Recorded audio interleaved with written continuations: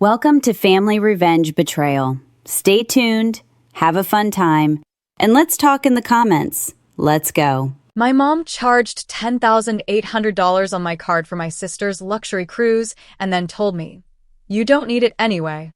I didn't scream. I didn't beg. I watched them toast on the ship, and I quietly pulled one lever that changed everything. Would you forgive or finish it today? If you're interested in this topic, hit the like button, subscribe, and type "interested" in the comments. And I will give you a heart. My name is Mara, and I'm telling you right now, this wasn't a family misunderstanding. This was a clean theft with a smile on top, the kind that only happens when people have trained you for years to swallow disrespect like it's medicine. It started with a single buzz on my phone while I was rinsing a coffee mug in my tiny apartment kitchen in Columbus, Ohio. Water running, dish soap smell, the whole normal life vibe, and then my screen lit up with that banking notification that makes your stomach drop before your brain even catches up. Caribbean Cruise Lines, $10,804.47 approved. Approved. Like I had just treated myself to a luxury suite and a balcony view. I didn't. My hands went cold so fast I actually turned the faucet off like I could stop the charge the same way I stopped the water. I stared at the merchant name, then the amount, then the timestamp, and I swear I could hear my heartbeat loud enough to drown out the refrigerator hum. And then, like my body already knew who did it, my thumb opened my call log before my brain finished the sentence. My mother, Diane. I called once. It rang. I called again. She picked up on the second ring and didn't even say hello properly. She said, "Oh, good, you saw it." Like this was a surprise party. Like this was a gift. Like I should be excited. I asked, very calmly at first, "Why is there a $10,800 cruise charge on my credit card?" And my mother did that little sigh she's always used when she wants to make you feel dramatic, like you're a child crying over spilled milk. She said, "Mara, don't do that voice. You don't need the money anyway." That sentence hit me harder than the charge. Not because it was new, but because it was the purest summary of my entire role in this family. I'm not a daughter. I'm a resource. I said, "Mom, you used my card without asking. That's fraud." She laughed. Actually laughed. Not nervous. Not embarrassed. Like it was cute that I knew a big word. "Fraud," she repeated, tasting it like candy. "Listen to you. It's family. We share things. And it's not just your sister going, your father and I are going too. We deserve a break." And right there, standing in my kitchen, I felt that old familiar pressure in my chest, the one that always shows up when they're about to flip the script and make me the villain for noticing I've been robbed. I asked, "How did you even get my card info?" She said, "Oh, please, you act like it's Fort Knox. It was saved on that old laptop when you helped us book your aunt's hotel 2 years ago. Don't pretend you didn't know we had it." Like me being helpful once was permanent permission forever. I paced in a slow circle around my living room, stepping over a stack of laundry I'd been meaning to fold, because my body needed motion to keep my voice from shaking. "This is $10,000, I said. "I can't just," she cut me off. "You own 2 properties, she snapped, and that's when her tone changed from playful to sharp. "You have plenty. Your father's back is terrible. Sienna has been stressed, and I'm tired. I've done enough in this family." It was the same speech, the one that always lands like a weight. I could already see the next move. Guilt, then blame, then the story they'll tell other people about how selfish I am. I asked, "When does it leave?" Not because I accepted it. Because when people show you they feel entitled to your life, you stop arguing about the ethics, and you start collecting details.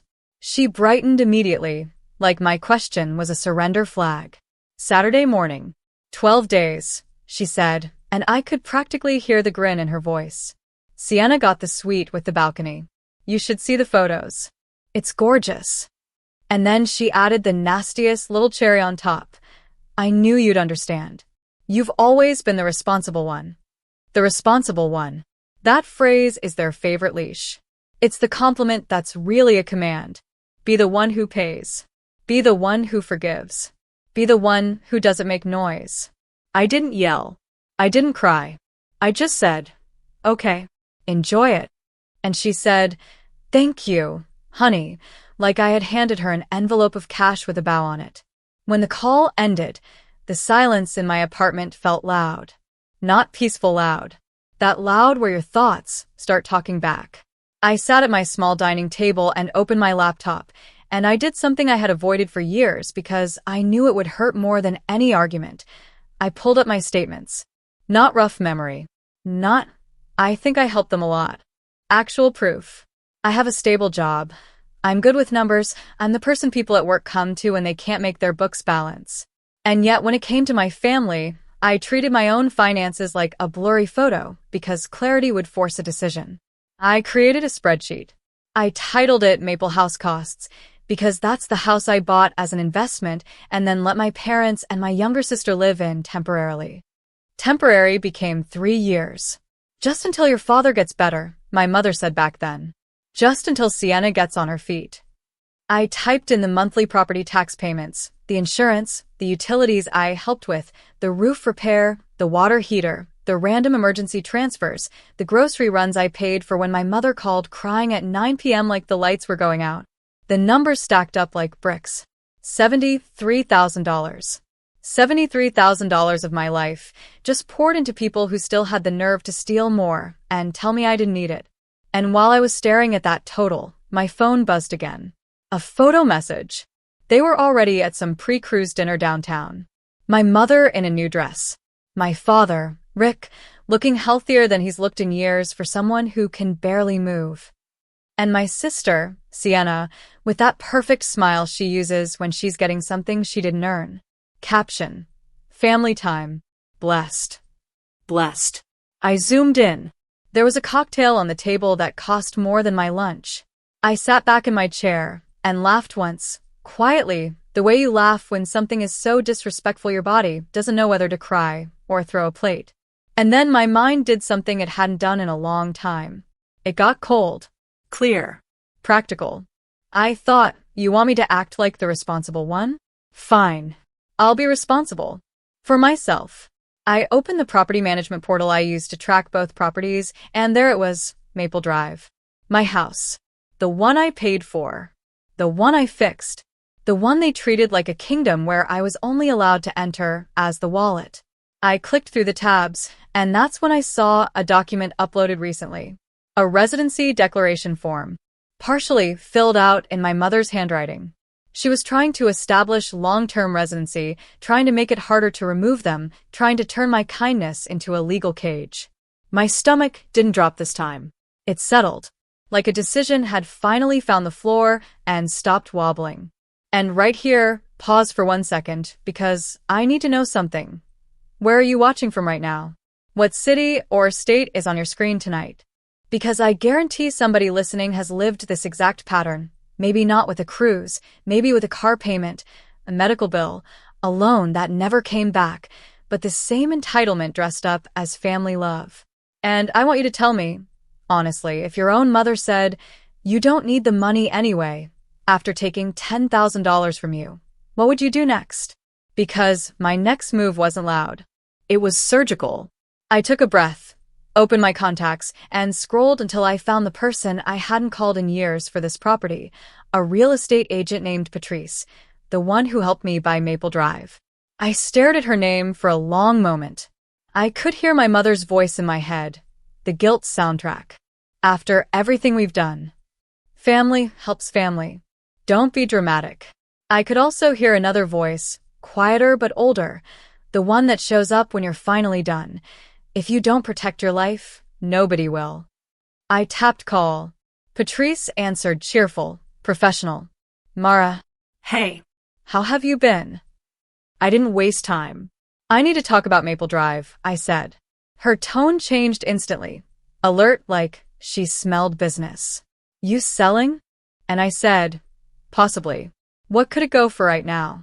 She started talking comps. Price ranges, demand in that neighborhood, buyers who pay cash, timelines that can move fast if the paperwork is clean. And I listened like my life depended on it because in a way it did. Then she asked the question that made the air in the room feel thinner. Is it occupied? I said, yes. She said, "Tenants." I said, "Family." There was a beat of silence, the kind where a professional is deciding how honest to be. Then Patrice said carefully, "Do they have a lease?" And I said, "No." My voice didn't shake. That surprised me. Patrice exhaled, soft. "Okay," she said. "That changes the approach. But it's not impossible." And then she lowered her voice, like she was stepping into the part of the conversation nobody likes admitting exists. "If you want this handled quickly, there are investors who buy occupied homes and handle the transition." I looked at my calendar. Saturday departure. 12 days at sea. I pictured them boarding that ship, waving at the camera, feeling untouchable because they thought I'd fold like always. And I said, "How quickly?" Patrice didn't promise anything dramatic. She didn't oversell it. She just said, "Fast closings exist. 7 to 10 days with the right buyer." 7 to 10 days. My brain did the math instantly. If the right buyer moved quickly, the decision could be done before my family even stepped off that ship. Patrice said, "Before I do anything, I need you to be sure, Mara. This will blow up." I stared at the cruise charge again, then at the residency form, then at the running total in my spreadsheet. And I said, "I'm sure." When the call ended, I didn't feel like a hero. I felt like a person finally grabbing the steering wheel after years of riding in the trunk. I stood up, walked to the window, and watched cars pass on the street below, normal people living normal lives, and I realized my family was about to learn something they never believed applied to them. Consequences don't care if you share DNA. And as I turned back toward my laptop, the craziest part wasn't even the sale plan forming in my head. The craziest part was what I noticed next inside that portal, tucked under documents, like my mother had gotten sloppy with her confidence, because what I saw there wasn't just a residency form. It was proof they had been planning this longer than the cruise, and the moment I clicked it open, I understood I wasn't reacting to one theft anymore. I was interrupting a takeover. I clicked that document in the portal, and my throat went tight because it wasn't some harmless "we live here" note. It was a filled-out residency packet with dates, utility references, and a little handwritten line from my mother that said, "Primary residence for over 36 months, like she was building a case file against me in my own house." And then I saw a scanned copy of an envelope from the electric company addressed to Diane and Rick at Maple Drive, and right after that a change of address. Confirmation for Sienna, and I just sat there staring at it like I discovered someone had been quietly moving my furniture out one drawer at a time while smiling in my face at Thanksgiving, and the betrayal wasn't even the paperwork. It was the confidence behind it, the assumption that I would never notice because I was too busy being responsible and too scared of conflict to defend what I owned. And that's when the old guilt voice in my head tried to speak up, the one that says you're overreacting, you're being harsh, they're family, but it got drowned out by something louder, something factual. They were planning to lock me out of my own property while using my credit card like a party voucher, and I didn't have time to feel sad about it, so I moved like an accountant moves when the numbers don't match. I gathered evidence, I made a timeline, I took screenshots of every file in that portal, saved them into a folder labeled Maple, and then I opened my credit card app again. And disputed the charge, not because I believed the bank would magically fix it overnight, but because I wanted a paper trail that said I didn't consent, and as I filled out the dispute form I could actually feel my hands steadying, like my body finally liked this version of me better, the version that stopped begging for basic respect. And then I called Patrice back and said, "I need you to understand something. They're not just staying there. They're trying to establish rights." Patrice went quiet for half a second, then her voice turned serious, the way it does when someone realizes a client is not being dramatic, they're being targeted. "Okay," she said. "Then we move fast and we keep this tight. I'm going to call Gerald first." Gerald was the investor she mentioned, the one who bought fast and didn't ask questions, and I'll be honest, I didn't love the idea of selling my own house below market, but I loved the idea of my parents thinking they could steal $10,000 and also steal my property more, and I loved the idea of them coming back from that cruise and realizing the game had changed while they were out there eating lobster on my dime. And that's when Patrice said, "I can meet you tomorrow morning to go over listing options and the fastest route, but I need access. Can you get interior photos?" I stared at the key ring on my counter. the Maple Drive key I hadn't used in almost a year because every time I went over there, my mother acted like I was an intruder, like I was doing something wrong by entering the place I paid taxes on. And I thought about that moment last year when I showed up with groceries and my mother said, "Text before you come. You can't just show up." Like she was the landlord and I was the child. I said, "Yes, I can get photos." And after I hung up, I didn't sit around psyching myself up. I grabbed my coat, drove across town, and the whole ride I kept imagining what I'd find. Dirty dishes, damaged walls, my old appliances treated like trash, maybe even mail stacked everywhere because people who don't pay for something don't respect it. But what I wasn't prepared for was how normal the street looked, how calm it looked. Like any other winter afternoon in Columbus, Ohio. And then I parked, walked up the driveway, and used my key like I was breaking into my own life. And the door opened into this wave of warm air that smelled like scented candles and fried food. And there it was, the first punch. They had renovated the place with my money and acted like it was theirs. New curtains, a new couch, one of those big flat-screen TVs mounted on the wall that I absolutely did not buy, and right beside it on the coffee table was a stack of mail addressed to Diane Carter at Maple Drive. And my name was nowhere, like I had been erased by a mother who felt entitled to rewrite reality. And then I heard movement and froze, because I didn't expect anyone to be there, but it was just the dog from next door barking through the fence and the heater clicking on. And I realized my body had been trained to fear getting caught in my own house like a teenager sneaking in past curfew, and that realization made me furious in a clean way. So I pulled out my phone and started filming a slow walkthrough. Not dramatic, just factual, like evidence for a court case I hoped I'd never need, and I narrated quietly for myself. Living room, new TV, new couch, kitchen, and then I walked into the kitchen and saw a magnetic calendar on the fridge with my mother's handwriting all over it. Appointments, brunch, Sienna nails, Rick game night. And on Saturday, circled in thick red marker, it said cruise day, with 3 exclamation points like they were going to war against consequences. And then I opened a drawer and found something that made my stomach flip again.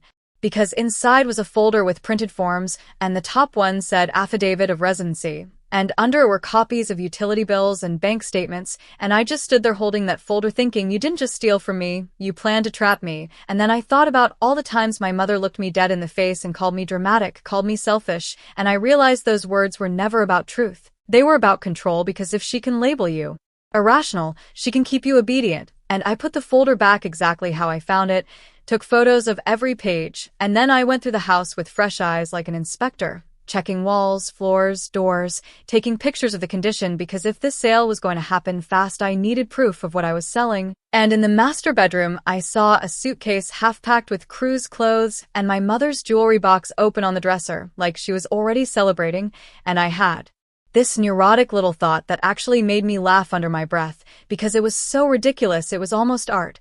She stole my credit card for vacation, and then she used my house as a dressing room to get ready for it. And I'm telling you, if you've ever felt like your family treats you like a tool instead of a person, you know exactly what that laugh is. It's the sound you make when you're done making excuses. And then I heard my phone buzz, and it was a message from Sienna, a selfie, at some downtown lounge with this caption, "Counting down to paradise." And I just looked at her face, the same sister who couldn't handle stress. And I remembered the way my mother always explained her away. Sienna is sensitive. Sienna is going through a lot. Sienna needs support. And I realized sensitivity was just the brand they sold me, so I'd keep paying for her lifestyle. And then I went back to my car and sat for a minute without starting the engine, because here's the part nobody tells you. The moment you stop being the family's ATM, they start acting like you committed a crime, and I could feel that storm coming like pressure in the air before rain. So I texted Patrice the photos, I sent her the video walkthrough, and I wrote one line that summed up the whole situation. They're trying to establish residency, and I need this moved fast.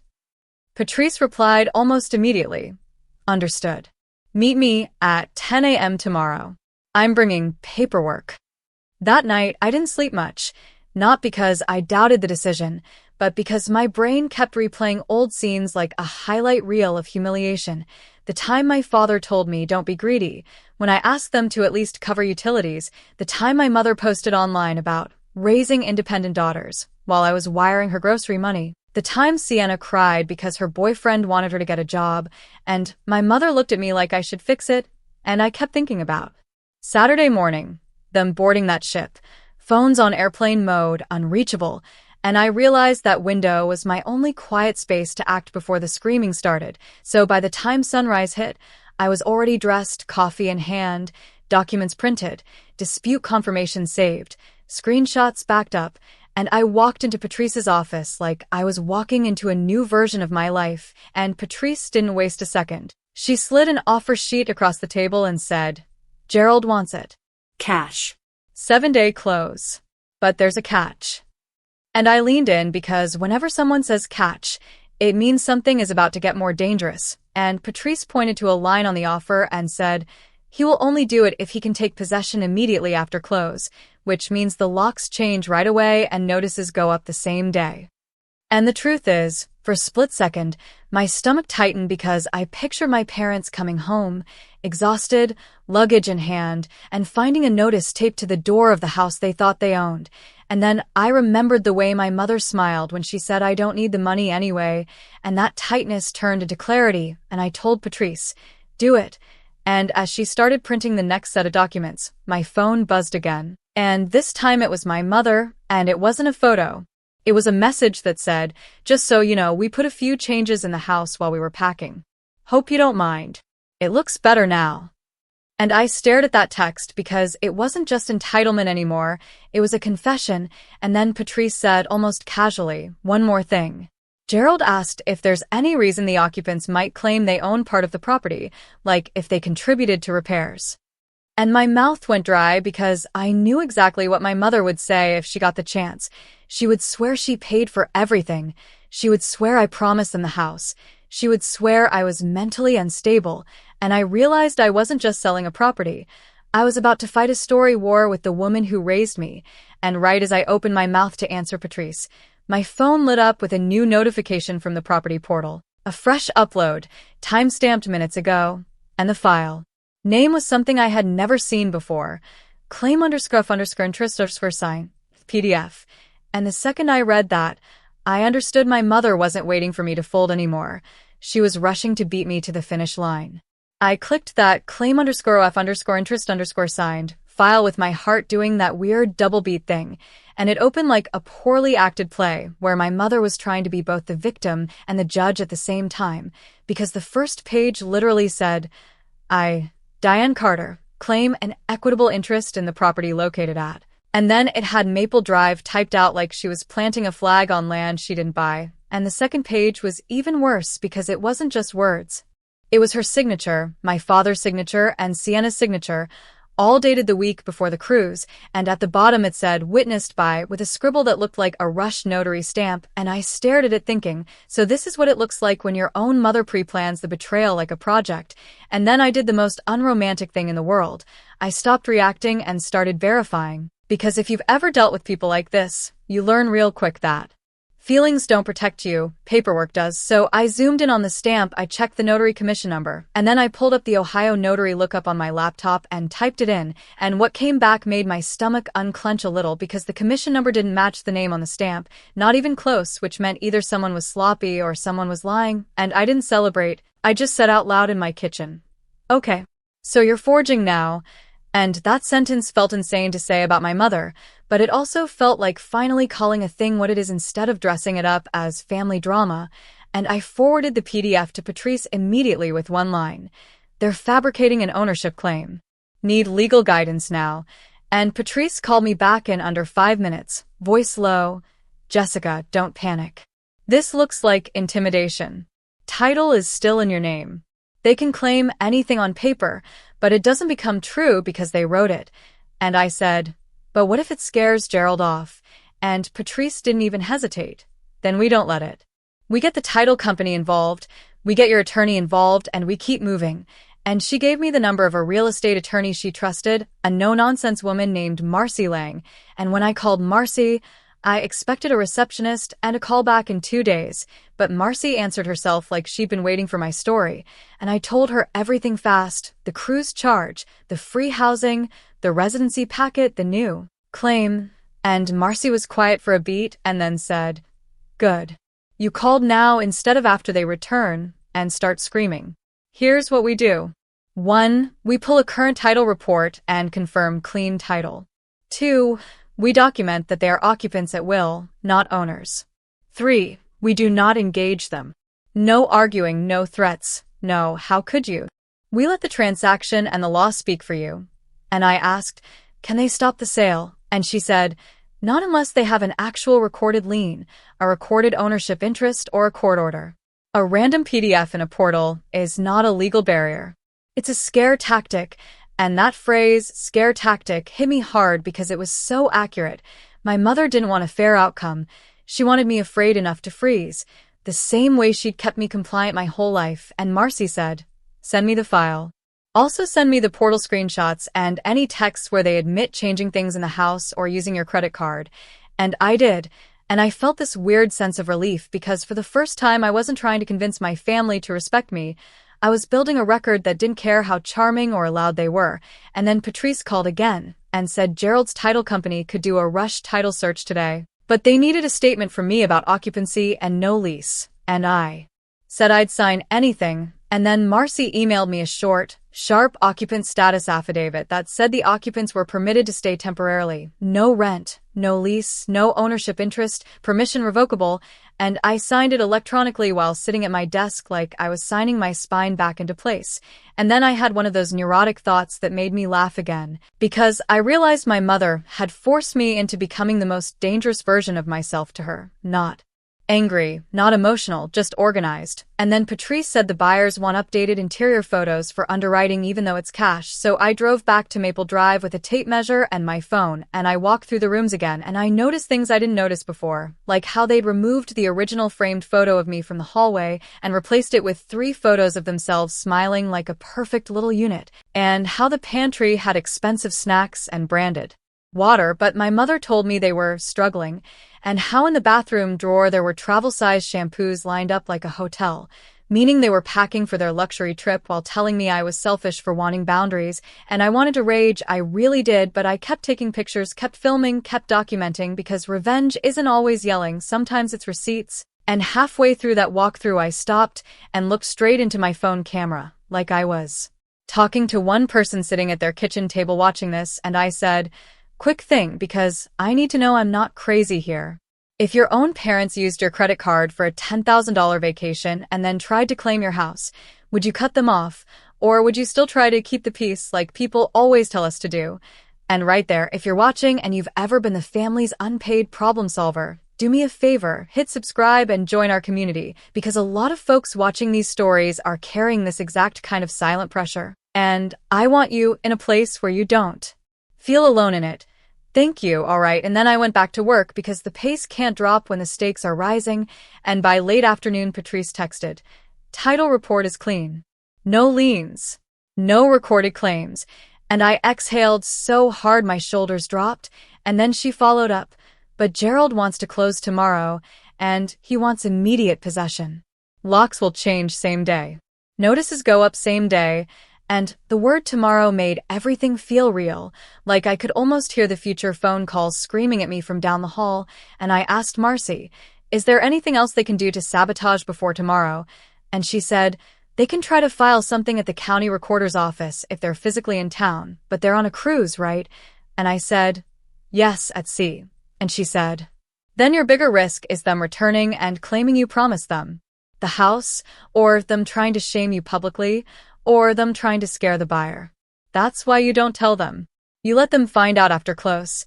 And my stomach flipped because it sounded ruthless. But then I remembered. They didn't warn me before stealing my credit card. They didn't warn me before assembling a residency packet. They didn't warn me before trying to plan a fake ownership claim. And suddenly secrecy didn't feel like cruelty. It felt like self-defense. And that night Patrice sent the final closing packet. And I sat at my table with the documents open, my cursor hovering over the signature box, and I told myself, once you sign, you can't unsign, and then my phone buzzed with a new cruise photo from Sienna on social media, her feet kicked up by a pool, captioned, we deserve this. And I stared at that word deserve like it was the most offensive lie in the English language, because the truth is, they didn't believe they deserved a vacation. They believed they deserved me, my money, my property, my silence, my future, and I didn't even feel angry anymore. I felt clear. And I signed the closing packet, and the confirmation email came back instantly. Closing scheduled, 2 p.m. funds wired within 24 to 48 hours. And I just sat there in the quiet, almost waiting for thunder, and then my phone lit up again. Not a photo this time, a call from an unknown number, and when I answered, a man's voice said, "Hi, this is the ship's customer service desk. Your family asked us to connect you. Your mother says it's urgent." And my blood ran cold because I realized they weren't unreachable anymore. They'd found a way around it, and before I could respond, I heard my mother's voice crackle through the line, sweet at first, too sweet, the way she gets right before she strikes, and she said, "Jessica, honey, we need to talk about the house." My mother's voice came through that ship line like she was sitting in my apartment, legs crossed, already rearranging my furniture in her head, and she started with the softest tone she could fake. "Jessica, honey, we need to talk about the house." And I knew right there they'd sniff something, not because they suddenly developed a conscience, but because predators feel when the fence goes up, and I didn't say what house. I didn't say, "Why are you calling me from the middle of the ocean?" I just stayed quiet for half a second, long enough for her to fill the silence with her own guilt, and then she switched into that familiar mother script. "You've been acting distant, and I don't like it. We're family. We don't keep secrets." And I almost laughed because the irony could have powered the whole cruise ship. And then I said, "Calm. What do you need, Mom?" And she did that thing where she pretends she's not accusing you while accusing you. We had a message from someone asking about the Maple Drive address. And my stomach tightened because I realized Gerald or Patrice had triggered something without meaning to. Maybe a mail forward. Maybe a credit bureau alert. Maybe they'd called to verify occupancy. And my mother was testing the waters to see if I'd flinch. And then she went straight for the throat. "You're not doing anything stupid, are you?" And I could hear the ship noise behind her, that weird combination of laughter and clinking glasses and a distant announcement. And it made the whole thing darker, because there they were eating lobster on my dime while trying to maintain control over my house from the Caribbean like some long-distance dictatorship. And I said, "Define, stupid." And she snapped, "Don't get smart with me." And then her voice softened again. "Your father's blood pressure has been high. We need stability. We need to know we're coming home to our home. And if you're listening to that and your brain is doing what mine did, you probably caught it too, our home. Not your home, not the house, not the place you're letting us stay. Our home like she'd signed the deed with her own hands." And I said, "You'll have a place to sleep, Mom." And she instantly pounced. "So you're doing something?" And then she tried to guilt me with history. "After everything we did for you. After everything we sacrificed." And I almost interrupted her right there with the list, the real list, the college graduation he missed, the temporary move-in that became permanent, the utilities, the roof, the water heater, the constant fake emergencies, the way Sienna could spend money like she had a trust fund while I lived like a monk, but I didn't because I wasn't arguing for my dignity anymore. I was protecting it, so I let her talk. Because here's a trick I learned the hard way. People reveal their strategy when you don't rescue them from their own words, and she kept going. "We needed that cruise, Jessica. We earned it. And you know your sister's been fragile. She needed joy." And I said, "You charged my card without asking." And she laughed, actually laughed, like the sea itself was hilarious, and she said, "Stop acting like a banker. It's a credit card. You'll pay it off. You always do." And that sentence landed like a stamp on a document, because it wasn't just entitlement, it was certainty, the certainty that I would always be the sponge. And then she lowered her voice, more serious. "Listen, if you're upset about the charge, fine. We can talk. But you will not punish us by threatening our housing." And I said, "I'm not threatening anything." And she said, "Good. Because if you try to pull something, the whole family will hear about it." And then she did the oldest trick in the book. She tried to make me afraid of public shame, like shame had ever paid a mortgage. And I said, "Okay." And she got louder. "Okay, what?" And I said, "Okay, you can tell whoever you want." And she went quiet for a beat, because that's the moment manipulators hate, when you stop valuing their approval more than your peace. And then she tried a new angle, a sweeter angle. "Honey, I don't want to fight. I'm your mother. We're going to come home, and we're going to sit down like adults, and you're going to calm down." And I pictured her walking into that house, planting herself on my couch, acting like the queen had returned to her castle, and something in me hardened again. And then Sienna's voice popped onto the line, bright and fake sad. "Jess, why are you being like this?" And I could hear the pool music behind her like a soundtrack to disrespect, and she said, "Mom told me you're mad about the cruise, but you don't even like vacations." This was for me, and I swear my brain did a quick flashback montage of every time she got what she wanted, and I got told I was fine. And I said, "You're right. It was for you. That's why you should pay for it." And she snapped, "It's not that serious." And I said, $10,000 is serious. And then she did the things spoiled people do when reality shows up. She turned emotional like a light switch. "You're ruining my mental health." And my mother jumped in immediately. "See, you're upsetting her." And if you've ever watched this dynamic in your own family, you know exactly how it works. One person throws the grenade, the other pretends it's your fault. It exploded, and I said, "I'm going back to work. Enjoy your trip." And my mother's tone changed again, sharp like broken glass. "You're not hanging up on me?"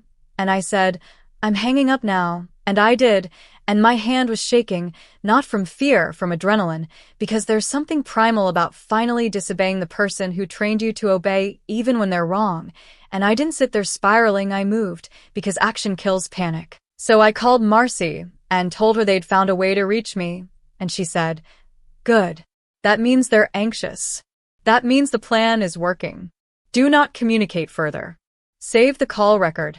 Proceed to closing." And I asked, "Should I send them notice?" And she said, "No. Your obligation is legal, not emotional. You owe them nothing but what the law requires, and you're not even the one removing them, the buyer is." And then Patrice texted, "Gerald's team is on schedule, 2 p.m. closing confirmed." And I stared at the time like it was a countdown to a new life. And at 1:58, I opened the document link, and my cursor hovered again. And you know what I thought about? Not the money, not even the house. I thought about my mother's laugh when I said, "That's fraud." Like my boundaries were comedy, and I signed. And the confirmation hit my inbox 2 minutes later. And I didn't cry, I didn't cheer, I just sat there and breathed, because peace feels quiet when you're used to chaos. And then at 3:30, Patrice sent, "Locks changed. Notice posted. Don't engage if they contact you."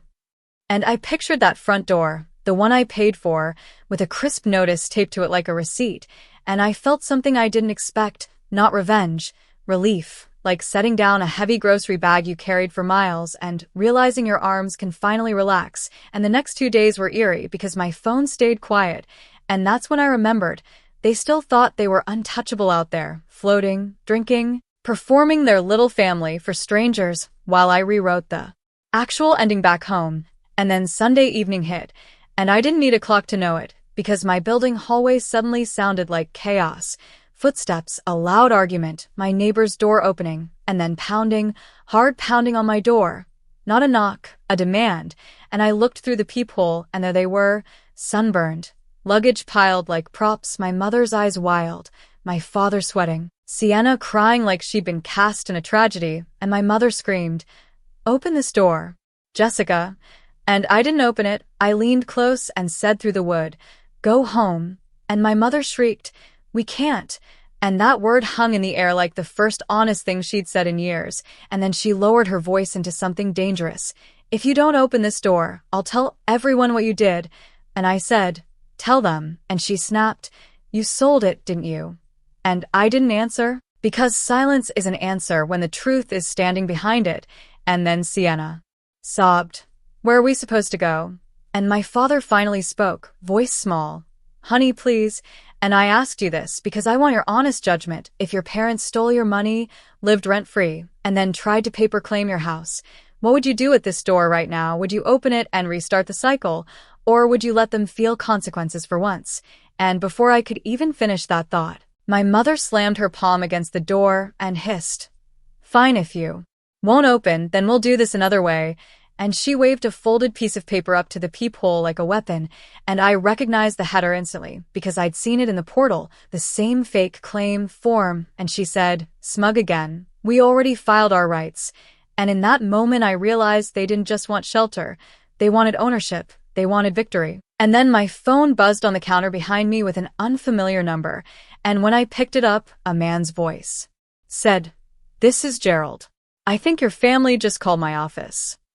Gerald's voice on that call was calm like a man who has seen every kind of chaos money can attract, and he said, Ma'am, I'm outside the property with my property manager, and your family is claiming you committed an illegal eviction, and they're waving some paperwork around like it's a badge.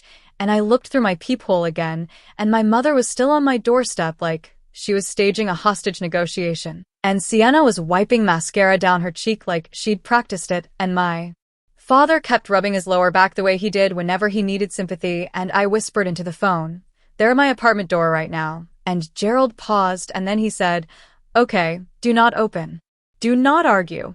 Tell me exactly what they're saying." And I said, "They're claiming residency rights, and they're saying they filed something." And Gerald let out a small breath, like he was disappointed but not surprised, and he said, "That's not how it works. That's intimidation. My attorney is already drafting a formal response. Also, I need you to understand something. This is no longer personal. This is procedural." And the word procedural hit me like a life raft, because for years everything had been personal. Every boundary was treated like betrayal. Every no was treated like cruelty, but procedural meant rules, paper trails, consequences, grown-up reality. And then Gerald said, "If they're trespassing at your apartment, that's a separate issue. If you feel unsafe, call building security or police. But do not let them inside. Once you let them in, they'll try to use it against you later." And I said, "They're screaming." And he said, "Let them." And then he added, "And Jessica, I'm going to be blunt. They're doing this because they think you'll fold. If you fold once, they'll do it forever." And I felt my throat tighten because he was right. And then there was another loud slam on my door, and my mother shouted, "I hear you in there." And my neighbor's door cracked open across the hall, and my mother instantly switched to a fake friendly voice. "Oh, hi. Sorry. Family emergency." And the neighbor looked at me through the peephole camera lens like she could sense the tension through the walls. And my mother turned back to my door and hissed, "Open up before I embarrass you." And I almost laughed because the embarrassing part wasn't me. It was a grown woman showing up sunburned and entitled, trying to strong-arm her own daughter like a payday loan. And then I did something that would have been impossible for me a year ago. I raised my voice just enough to be heard through the door, calm and clear. "You are not coming in. If you don't leave, I'm calling security." And my mother snapped, "Security for your own mother?" And I said, "Yes." And that one word shook her because she expected tears. She expected bargaining. She expected me to open the door and apologize for being robbed. And instead she got a wall. And then Sienna started wailing, "You're heartless." And I could picture the comment section already. Half the viewers saying, "Good for you," and the other half saying, "But it's family. And I want you to sit with that right now, because what does family actually mean if it only counts when you're the one paying?" And then my father stepped closer and softened his voice, the voice he used when he wanted something without looking like the villain. We just need to talk. Just 5 minutes." And I said through the door, "You stole from me."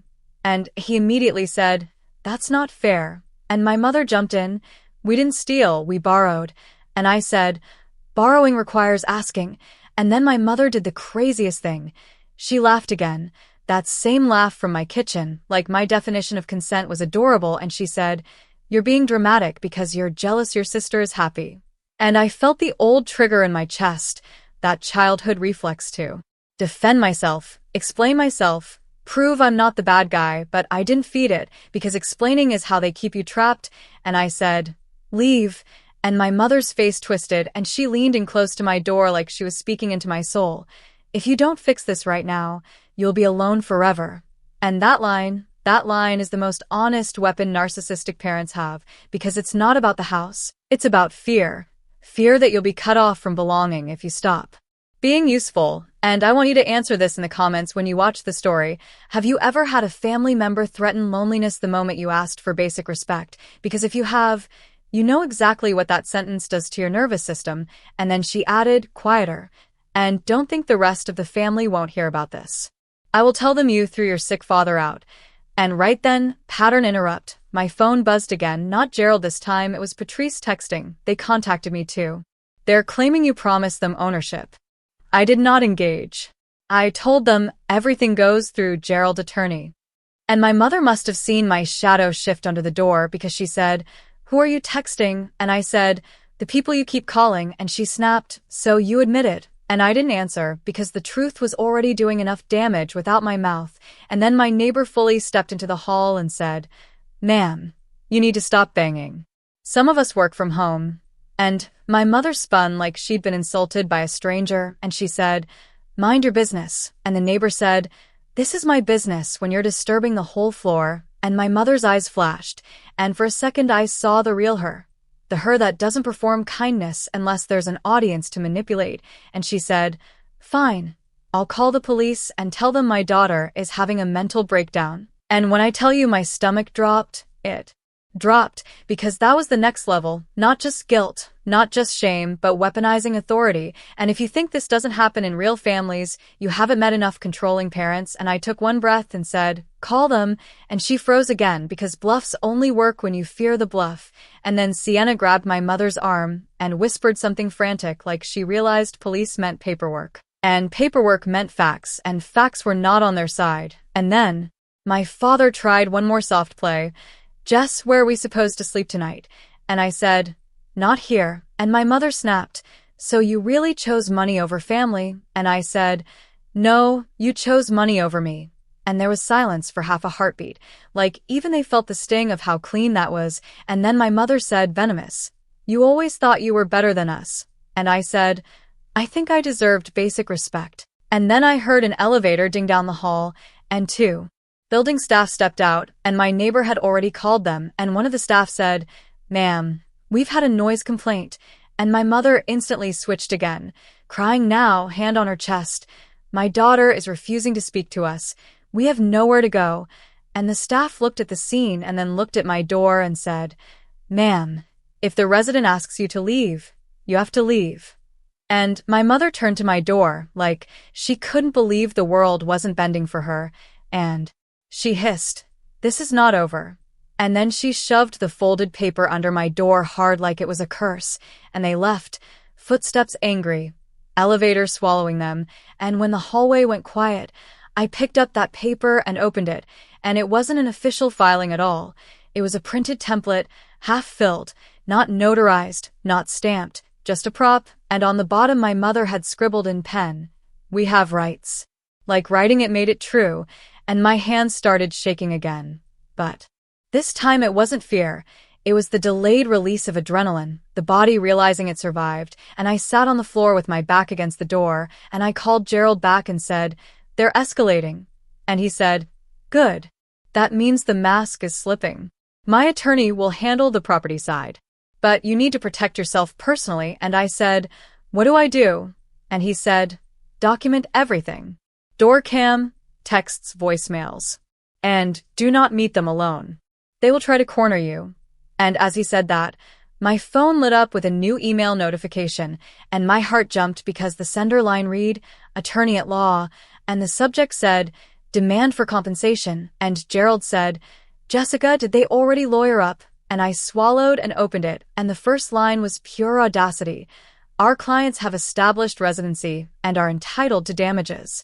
And I felt a cold calm return, because now it wasn't just family drama, it was a chess game, and they had just moved their queen onto the board thinking I was still playing checkers. And I want you to tell me straight in the comments, if your parents stole $10,800 from you and then tried to sue you for consequences, would you still call that family? Because the next thing I did was the moment this stopped being about a house and became about exposing the entire system they built to break me. After that first wave of voicemails and the handwritten guilt letter my mother slid under my door, I told myself the worst was done, but it wasn't. It was just evolving, because people who feed on your compliance don't quit when you finally stand up. They rewrite the story and drag in witnesses. The next morning I walked into my office in Columbus like everything was normal. Badge scan, elevator ding, and then my desk phone rang with an outside line. And then the receptionist said, "There's a woman insisting she's your mother and she won't stop." And my stomach did that cold flip like I was 12 again and about to be blamed for something I didn't do. I didn't even pick up. I just let it ring out, and then my cell started buzzing with unknown numbers back to back, and then a text popped up from my aunt on my dad's side, the aunt who only remembers I exist when she's bored, saying, "Call your mother, you're breaking her heart." And right there I saw the playbook clearly. Make me the villain, make them the victims, and then make everyone else the jury. I walked to the bathroom, locked myself in a stall like a teenager hiding from a bully, and I listened to one new voicemail, just one, and it was my mother performing outrage like a stage actress. "We're at a motel because of you, Jessica, because you're selfish." And she said it like the motel was my crime instead of the consequence of her choices, and then she ended it with, "You think you're better than us."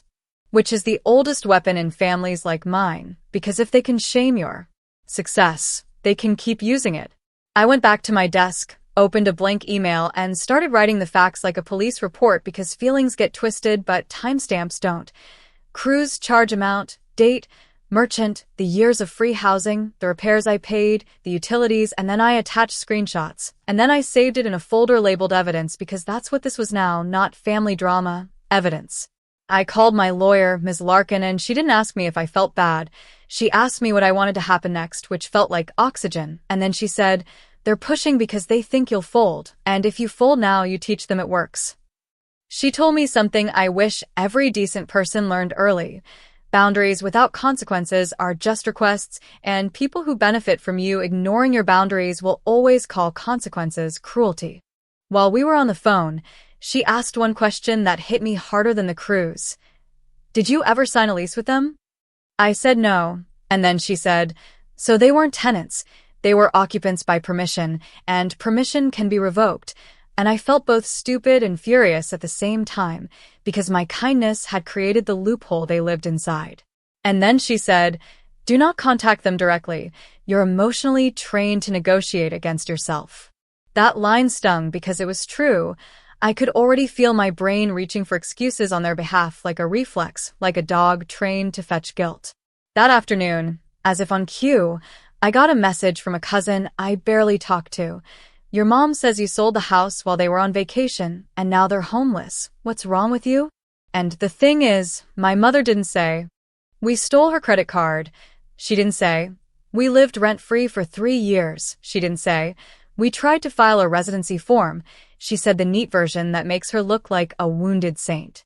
I almost replied. My fingers hovered, and then I remembered Ms. Larkin's voice. "Negotiate against yourself." And I deleted the draft, and then I took a slow breath and did the one thing that changed everything. I told myself, out loud in my car, I'm not responsible for their narrative. Because here's the ugly truth nobody likes to say. In families like mine, loyalty is often just a fancy word for letting people mistreat you without consequences. And then, like they could smell my clarity through the walls, they showed up again, not at my door this time, but at my job's parking lot, because that's what controlling people do when they can't reach you. They go where you can't ignore them without looking mean. I walked out after work, and there they were, my mother pacing like a prosecutor, my father leaning on the car like a sad prop, and my sister looking wounded, but still perfectly styled. And my mother rushed me with her hands up like she was corralling an animal. "We need to talk right now." And I said, "Not here." And she snapped, "Oh, so now you're too good to speak to your own parents?" And I watched 2 coworkers glance over, and I felt that old panic rise. And then I felt something newer cut. Through it, anger with a spine. My sister stepped forward and did the soft voice trick. "Jess, I don't have anywhere to go." And then my mother followed with a knife. "You always hated your sister." And it was almost impressive how fast they flipped roles, the thief becoming the victim, the exploited becoming the abuser. I didn't argue. I didn't defend myself. I just said one sentence, calm as glass. "You used my credit card without permission, and you lived in my property without paying, and you did not apologize." My mother's face twitched because facts don't give her room to perform, and then she did what she always does when facts corner her. She attacked my character. "You're cold." And then my father finally spoke, quiet and confused. "Honey, we didn't think you'd mind." And that line, that tiny line, was the whole disease. They didn't think I'd mind, because I never made them feel the cost. I turned, walked back toward the building, and then my mother yelled, loud enough for strangers to hear, "You're going to regret this when I'm gone." And I kept walking because I realized regret is the chain they keep on you. And then I got in my car and drove away with my hands shaking, not from fear, but from adrenaline, because I had just done the hardest thing. I didn't take the bait. That night, Gerald's property manager emailed me confirmation that notices were posted and locks were changed, and a weird calm settled in my chest, the kind that comes when you stop hoping the tiger won't bite and you finally closed the cage. But then I got the twist that told me I'd moved at the exact right time. An old portal alert from the property file showed a scanned residency declaration my mother had tried to submit, half-filled, sloppy, like she expected paperwork to magically turn theft into entitlement, and my skin went hot because that wasn't desperation, that was planning. They weren't just freeloading, they were trying to anchor themselves legally to my asset, like parasites securing a host. I forwarded it to Ms. Larkin and she replied, "Good catch. This confirms intent." And then she added, "If anyone asks, your response is." I acted to protect myself. That night I sat at my kitchen table, opened my laptop, and wrote a list titled "What I Will Never Explain Again," and the first bullet was, "Why I deserve basic respect," and the second bullet was, "Why family doesn't mean unlimited access to my money." And then I stared at the list and realized the biggest revenge wasn't the sale. It was the fact I could finally hear my own thoughts without their noise in my head. And then I slept like someone who finally owns her own life, not theirs. The silence didn't last because when you stop feeding a certain kind of person, they don't reflect, they start hunting for a new angle. And the first sign came in my mailbox on a rainy Tuesday in Columbus, Ohio, a thick white envelope with a law firm logo that looked like a bill for a crime I didn't commit. I opened it at the counter with my keys still in my hand.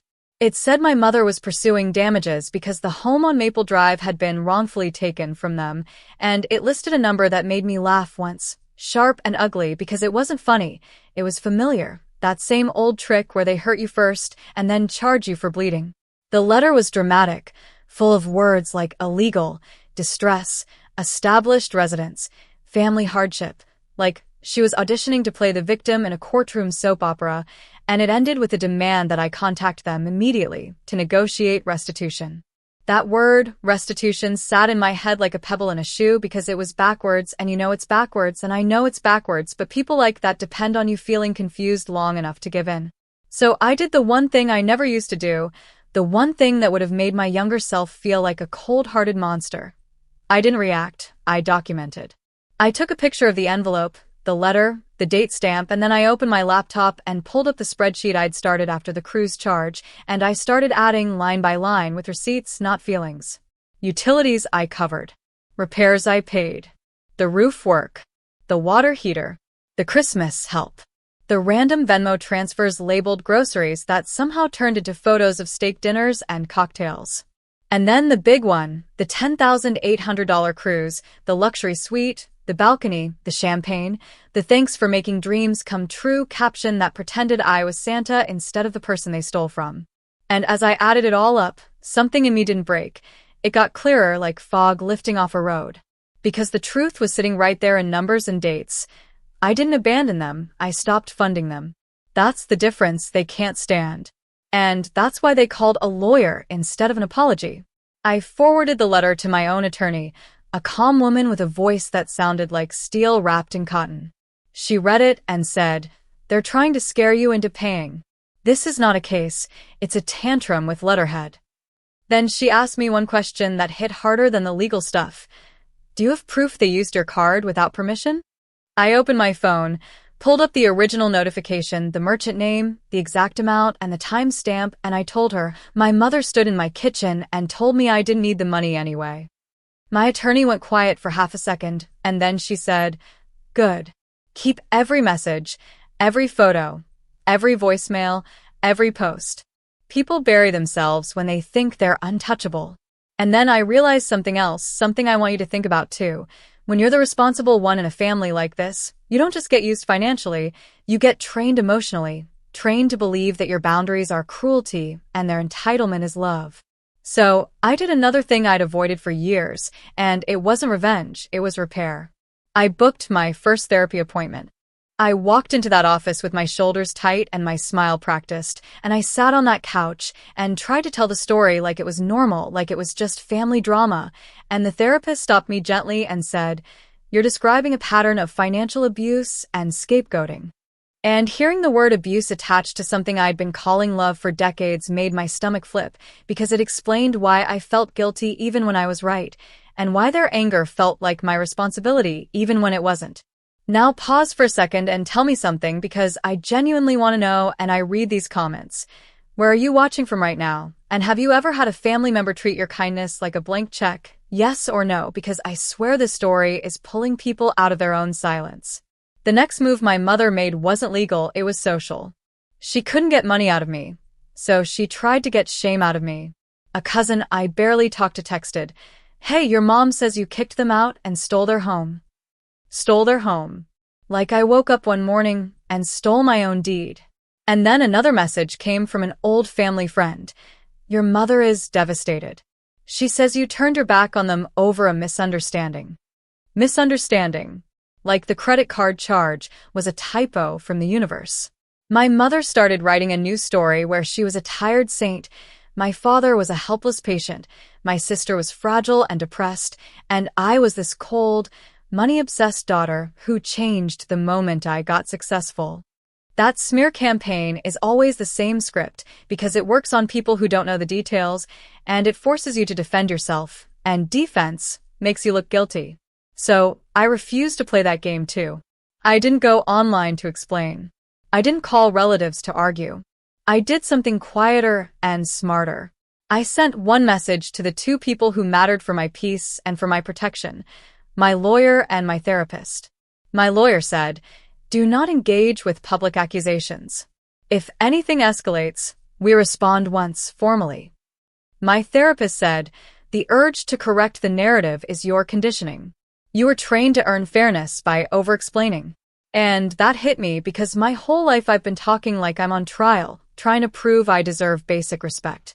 Then came the physical part, because people like my mother don't only want a conversation, they want a confrontation. 3 days later, mid-morning, I heard pounding on my apartment door. Not a knock, a pounding that said, "I own access to you." I didn't rush. I didn't panic. I stood behind the door, silent, and I listened like a detective listens. My mother's voice was sharp. "Open up, Jessica. Stop acting like a victim." My father's voice was softer. "Honey, your mother's upset. Let's talk." And then my sister, sugary and shaky. "I don't understand what we did wrong. I don't have anywhere to go." That line right there, what we did wrong, is the tell. Because they know what they did. They just want you to say it in a way they can twist into you being dramatic. So, I didn't open the door. I called the front desk and said, "There are people outside my unit causing a disturbance. I'm asking for help." Minutes later, the hallway went quiet, and I saw them in the peephole retreating like rats when the lights come on. And under my door, my mother slid a handwritten letter, the old-school kind, the kind that's supposed to feel sincere. It said she sacrificed everything for me, that my father can barely walk, that my sister has depression, that they were staying in a motel because of me, and then the line that told the truth without meaning to, "You never complained before." There it was. The contract they thought we had. Their right to take, my duty to stay quiet. And I sat on my couch holding that paper, and I felt two things at the same time, grief and relief. Because it finally clicked that the version of me they miss is the version that tolerated theft with a smile. My therapist had me do a simple exercise that week, write down what I lost and what I gained. I lost their approval, which was always conditional. I gained my sleep back. I gained my dignity back. I gained my future back. And on the days the guilt tried to crawl back into my chest, I replayed their voicemails in my head, not the screaming part, the part where not once did they say, "We're sorry we used your credit card." Not once. They only said, "How could you do this to us?" And that's the compass. If someone can't admit what they did, you can't build a new relationship. You can only rebuild the same cage with better paint. That week, my attorney emailed me a draft response to the law firm, a clean denial, a statement of facts, and a warning to stop harassment. And I read it and felt this strange calm, because for the first time I wasn't explaining myself in tears. I was stating reality, like a grown adult who owns her life. Then, late Friday afternoon, the investor's office called. Not to threaten me, not to bargain, just to confirm something about the property transition, and the assistant casually mentioned they found paperwork in a drawer that looked like my mother had been preparing to claim residency, and my stomach went cold all over again because it meant the cruise wasn't the only theft, it was the loud one, the one that got caught, while the quiet one was them trying to legally weld themselves to my property. So, I could never remove them without bleeding money in court. So tell me, and be honest, because this is where the comment section gets real. If your parents used your credit card for a luxury trip and then tried to trap you legally so you couldn't escape, would you ever talk it out? Or would you do exactly what I did? Because I know some people will say family is family, but family doesn't mean you donate your life to someone else's laziness. And then, when I thought the storm was over, the investor called me with one question that made my stomach drop. Did your mother mention the safe in the basement? Because I hadn't, and neither had Grandpa. When the investor's assistant said, the safe in the basement, my brain did that thing where it goes quiet first and then suddenly too loud because I'd owned that house for years and I never installed a safe, never asked for one, never even knew there was a corner in that basement that could hide something like that. And the scariest part wasn't the safe itself. It was the implication that my mother knew about it, which meant she'd been living in my property like it was hers, exploring it like it was hers, planning inside it like it was hers, and I was sitting in my apartment thinking the cruise was the betrayal when the real betrayal might have been buried under concrete the whole time. I told the assistant, I didn't know there was a safe, and she said, we didn't either until the contractor started clearing out the storage shelves. There's a loose panel behind the old furnace area. It looks intentional, and my stomach tightened because that wasn't a coincidence. That was architecture. That was someone building a secret into a house like they expected to need it. I drove to the property that same evening, not because I had any right to enter after the sale, but because the new owner's manager offered to let me come while they were still documenting items left behind, and the sky over Columbus was gray and heavy, and the roads felt like they were stretching on purpose, just to give my nerves time to invent worst-case scenarios. When I got there, the house looked the same, but it didn't feel the same. The porch light had been replaced, the front lock was new, and on the door frame there was a small sticker from the property management company that made it official, like a stamp that said, "This is no longer your battlefield." And I realized how quickly a place can stop being yours even when you're the one who paid for every inch of it. Inside, the air smelled faintly of old cooking oil and cheap perfume, and the living room carpet had those flattened paths where my parents had walked back and forth for years like they were pacing inside my patience. The manager, a man named Dennis with a clipboard and a tired face, led me downstairs, and as we walked down the steps, I noticed something I hadn't noticed before, small scuffs on the wall where furniture had been dragged, like they'd moved heavy things in a hurry more than once.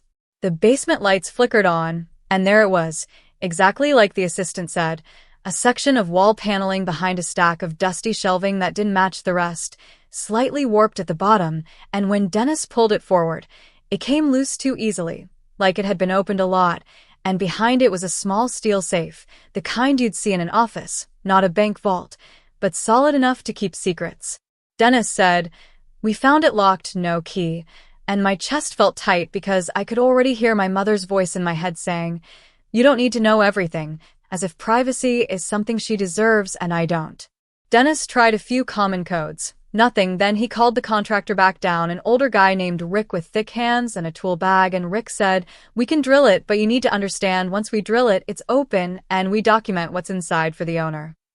I nodded, and the drill sound started. That loud whine against metal that feels like teeth grinding, and I stood there with my arms crossed, pretending I was calm, but my heart was banging because I knew this was either nothing, or it was everything. The safe finally popped with a click that sounded way too small for how big it felt, and Rick pulled the door open, and for a second we all just stared, because inside weren't gold bars or stacks of cash like a movie. It was paper, thick envelopes, a couple of USB drives, a small velvet pouch, and a folded binder with a label in my mother's handwriting that made my skin go cold. Jessica counts. I laughed once again, not because it was funny, but because it was so on brand it was almost predictable, and Dennis looked at me like he wanted to ask questions but knew better. I reached for the binder, and my fingers actually shook, like my body finally caught up to what my mind had been denying for years, and when I opened it, it was worse than the cruise, worse than the free housing, worse than the smear campaign, because it wasn't impulsive, it was organized. There were printed screenshots of my bank accounts from years back, copies of my credit card numbers, notes about my paydays, a list of security questions with answers I recognized from childhood memories, the name of my first pet, the street I grew up on, things only family would know and only predators would weaponize. And then, clipped inside, were two forms that made my mouth go dry.